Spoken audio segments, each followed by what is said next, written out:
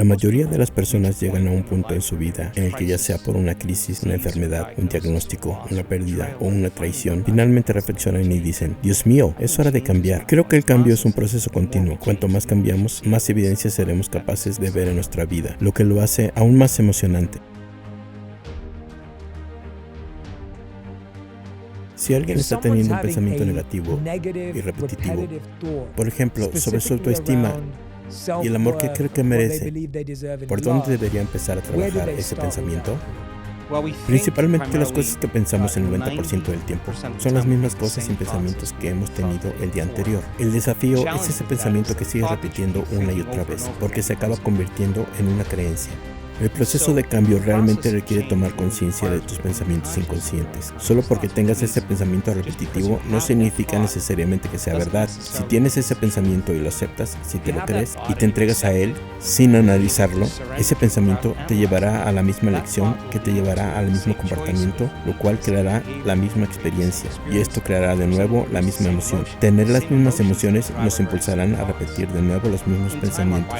Con el tiempo, nuestra biología, nuestro sistema nervioso, nuestras hormonas e incluso nuestra genética permanecerán iguales porque seguimos siendo los mismos. En el proceso de cambio, cuando te encuentres con esa creencia inconsciente y la haces consciente, la mayoría de las personas se sienten incómodas, ya que al confrontar ese pensamiento se detiene un proceso automático.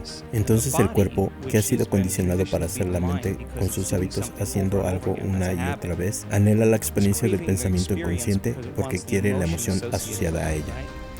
Por ejemplo, el pensamiento de no ser digno produce la sensación de ser indigno. El sentimiento que tiene una persona cuando se siente indigna tiende a provocar que la persona tenga más pensamientos indignos.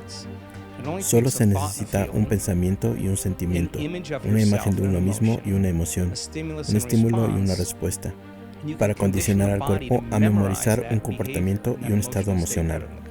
Así que en el momento en el que inhibimos ese pensamiento, o en el momento en el que tomamos conciencia sobre ese pensamiento y ya no lo aceptamos, se produce un anhelo biológico en el cuerpo, ya que el cuerpo está condicionado para ser la mente. En ese momento, el cuerpo comienza a influir en la mente para que tenga más pensamientos que correspondan a ese sentimiento. Ahí es donde se produce el asalto de la mente. No solo eres indigno, sino también eres todo lo demás que acompaña a esa sensación. En ese momento es donde las personas tienen que decidir si realmente quieren cambiar, porque si decides enfrentarte a ese pensamiento y tomar una decisión diferente, tendrás que prepararte, porque te sentirás incómodo, todo te resultará desconocido y habrá incertidumbre porque estás saliendo de tu zona de confort. Estarás saliendo de lo conocido y entrando en lo desconocido. Es como cuando sales de la grada y entras al campo de juego. El cerebro inmediatamente mira a su alrededor para ver si algo está cambiando, porque tú lo estás cambiando, y ves que nada en tu mundo está cambiando porque en realidad aún no has cambiado completamente.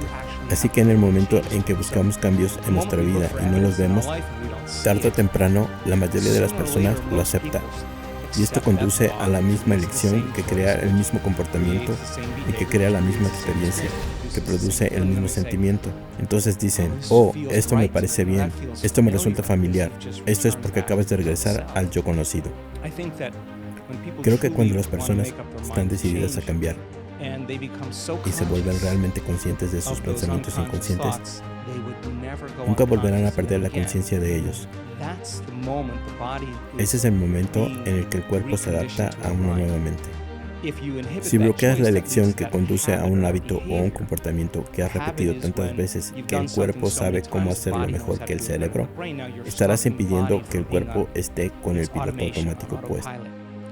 Y si el cuerpo anhela el sentimiento de ser indigno y tú estás impidiendo que el cuerpo se sienta de esa manera, y eres consciente de cómo hablas, eres consciente de cómo te sientes en tu vida y analizas la situación, te preguntarás: ¿realmente quiero sentirme de esta manera? Las personas hacen lo mejor que pueden hacer con lo que creen en cada momento. Esa es mi creencia. Si no eres consciente de que puedes controlar tus emociones, dependerás de algo externo a ti para hacerlo, ya sea un juego para el ordenador, un programa de Netflix, una droga, o lo que sea que necesites para que ese sentimiento negativo desaparezca.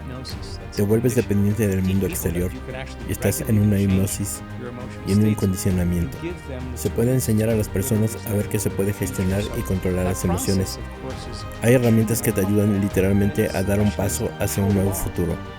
Por supuesto, es un proceso extremadamente incómodo, y la pregunta es, ¿cuánto tiempo vas a permanecer en ese estado emocional? El 50% de la historia que la mayoría de la gente cuenta sobre una experiencia pasada ni siquiera es cierta. La gente inventa cosas para poder justificar por qué no han avanzado aún. La mayoría de las personas llegan a un punto en su vida en el que, ya sea por una crisis, una enfermedad, un diagnóstico, una pérdida o una traición, finalmente reflexionan y dicen: Dios mío, es hora de cambiar. Creo que el cambio es un proceso continuo. Cuanto más cambiamos, más evidencia seremos capaces de ver en nuestra vida, lo que lo hace aún más emocionante. Los sentimientos y las emociones son el producto final de las experiencias pasadas, y podemos recordar mejor esas experiencias porque podemos recordar cómo las sentimos. Cuanto más intensa es la emoción que tenemos ante alguna experiencia de nuestra vida, más alterados estamos en nuestro interior. El cerebro congela una situación y hace una foto. Eso se llama memoria a largo plazo, y esa imagen se controla neurológicamente en el cerebro. Entonces, lo que la mayoría de las personas no saben es que cada vez que recuerdas un evento, ese trauma, esa traición, esa pérdida, sea lo que sea, estás produciendo la misma química en el cerebro y en el cuerpo que en el momento en el que sucedió. Así que lo que sucede con el tiempo es que ese proceso de condicionamiento condiciona al cuerpo a literalmente vivir en el pasado. Si una persona está viviendo con el mismo sentimiento familiar todos los días, ya sea culpa, indignidad, dolor, sufrimiento, victimización, depresión o lo que sea, es muy importante para ellos enfrentarse directamente a ese estado emocional porque se están enfrentando a lo conocido. La pregunta que debería hacerse esa persona que se siente así es: ¿seré capaz de sentir una emoción diferente ahora mismo? Si no puedes sentir una emoción diferente a la que estás acostumbrado, entonces ese sentimiento va a influir en ti y en tus pensamientos. Cuando te encuentras viviendo en un estado de estrés y supervivencia, solo hay tres cosas que son importantes en ese momento. Tu atención está en tu cuerpo porque tienes que preservarlo.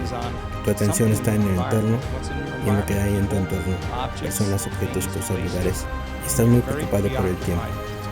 Cuando estás estresado y en supervivencia, el cerebro entra en un modo predeterminado y naturalmente intenta predecir lo que va a ocurrir basándose en lo que ha aprendido en el pasado.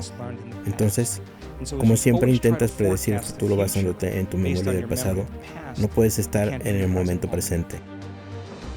Sin embargo, lo que descubrimos es que la única manera en que una persona puede cambiar es cuando va más allá de su cuerpo, va más allá de todos los elementos de su entorno, va más allá de ese pasado que se percibe como familiar y se hunde en el momento presente, que es lo desconocido. Si les gustó el video, dejen un like, activen la campanita y suscríbanse. Y miren este video en el que el siguiente protagonista nos cuenta cómo logró su éxito.